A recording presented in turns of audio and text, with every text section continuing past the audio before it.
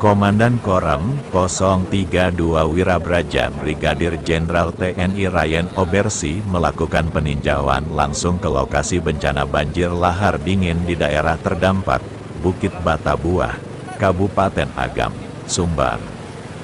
Danrem mengungkap salah satu penyebab banjir lahar dingin Gunung Marapi yang menerjang pemukiman warga di Nagari Bukit Batabuah disebabkan tiang jembatan yang berada di aliran sungai menghambat aliran air.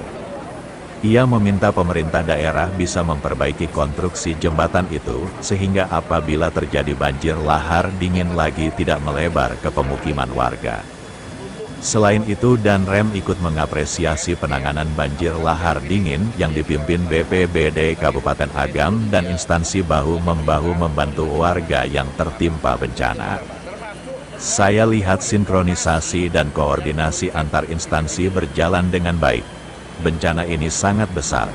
Alhamdulillah tidak ada korban jiwa, ujar Obersil didampingi Dandim dan Kasdim 0304 Agam. Ia yakin dengan 3 unit eksavator, pekerjaan normalisasi sungai akan berjalan dengan cepat. Tim Kaba Balai Gadang melaporkan dari Bukit Batabuah, Agam.